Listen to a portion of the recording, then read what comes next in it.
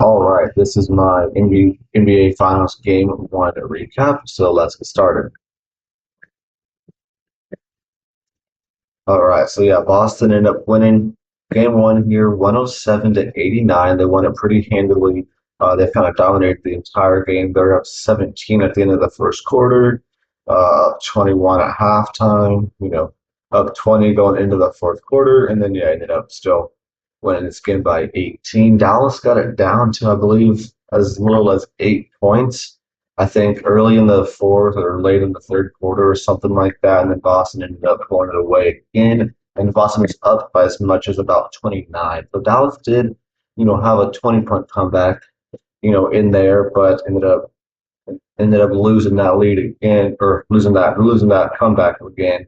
To get it all the way back down to 18. So certainly not the best performance here from Dallas in Game 1.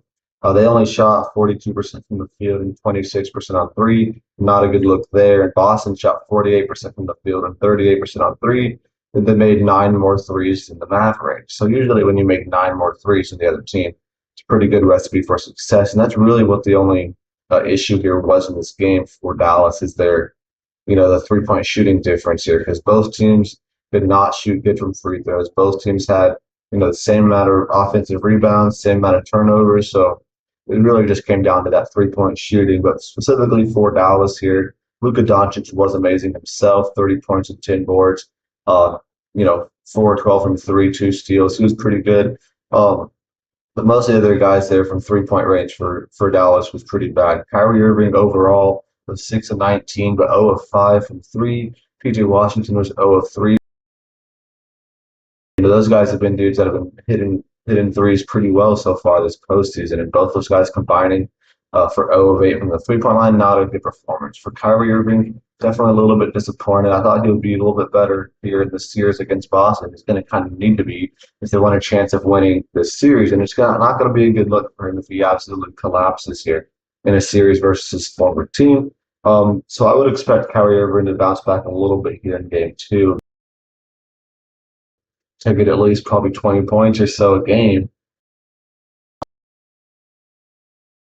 Kyrie Irving's not scoring at least 20 points unless the other guys like PJ Washington or something step up big time. But really need Kyrie Irving to be the one that steps up because he's done it so much more in the past, and he's the only one on this team that has any actual final experience.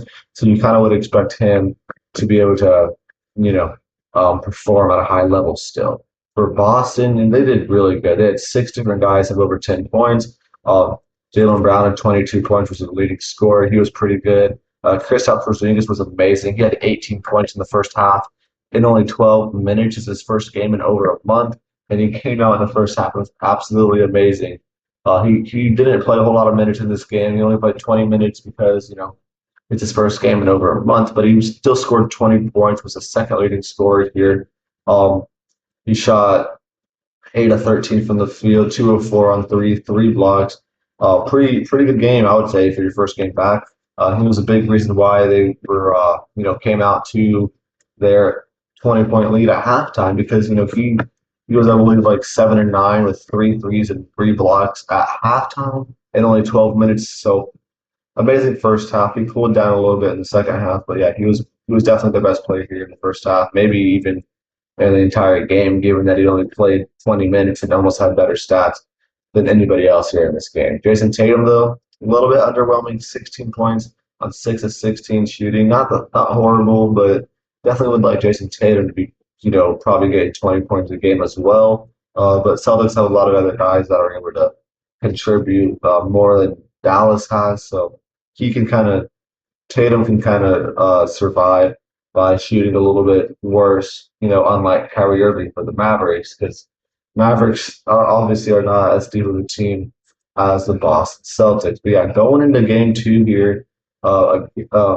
in Boston, it's going to be interesting to see how Dallas responds to their first, Game 1 loss. Luka Doncic is technically listed here as questionable for Game 2, but they said he's probably going to play, so I'm not going to be really too worried about that. And I would expect Kristaps Porzingis for Boston to have a little bit more minutes than just having 20 minutes in last game. But again, also He just came back from injury, but also they were kind of blowing him out for the majority of that game. So they'd rather not, try to rush Kristaps Porzingis, in and give him a 30 minutes game if he doesn't really necessarily need to play that much. But I think he might end up getting the start here in game two and end up playing a little bit more minutes, as opposed to, coming off the bench. Al Horford started the game for him last week or in game one, but he only played 10, 10 more minutes than Porzingis. So I'd expect Porzingis to probably play those extra 10 minutes this game and probably start. But, again, he could very well could come off the bench, but I'd probably expect him to play more than 20 minutes anyway. So, giving Kristaps Porzingis more minutes is obviously going to be helpful for Boston, and that's not going to make anything easier for Dallas to be able to win game two. But the key to success in game two for Dallas is going to start with Kyrie Irving, which is very, very doable. And, obviously you're going to have to shoot better from the three-point line as a whole from the entire team because 26% is not going to cut it. But for Boston, they just got to, as long as the top six guys from Boston are all playing pretty solid, they'll probably win the game again. But yeah, it's going to be a fun series, I think. Hopefully, I hope Boston doesn't just end up winning every game by 20 points because that'd be a pretty boring series. But yeah, for game two tonight, I would expect it to be a lot closer of a game than game one because I think Dallas is going to adapt pretty well. But I'll probably still in Boston to win game two. That's going to be it for the video. Thank you for watching. Make sure to check back later this week for an updated recap, and make sure to check out my UFL videos as well.